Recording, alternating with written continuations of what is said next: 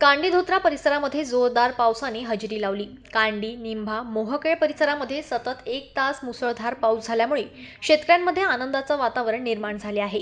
तर दुसरीकडे मूर्तिजापूर पिंजर रोडवरील मोहकेळ नजीक असलेल्या नाल्याला पूर आल्यामुळे मुख्य रस्त्यावरील वाहतूक थांबली। आधीच पूल शिकस्त झाल्यामुळे वाहतुकीसाठी बंद करण्यात आला आहे। सार्वजनिक बांधकाम विभागाने बाजूला तात्पुरता रस्ता वाहतुकीकरिता तयार करून दिला होता, परंतु आज झालेल्या प्रचंड पाऊस आल्याने पुराच्या पाण्यात तोही रस्ता वाहून गेला। त्यामुळे त्या रस्त्यावरील वाहतूक बंद झाली आहे।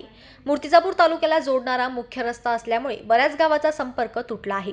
त्याचबरोबर तालुक्यातील ग्राम निंभा धोत्रा कमळणी येथे सतत 1 तास सुरू असलेल्या मुसळधार पावसामुळे धोत्रा ते निंभा मार्गावरील कमळगंगा नदीला पूर आल्याने ये-जा करणाऱ्यांना 1 तास कोळंबून राहावे लागले।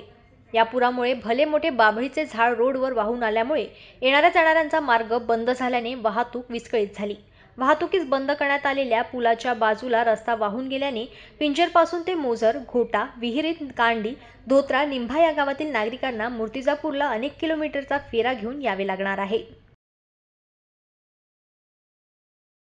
संजय उमाप, जनमत लाईव्ह न्यूज, मूर्तिजापूर।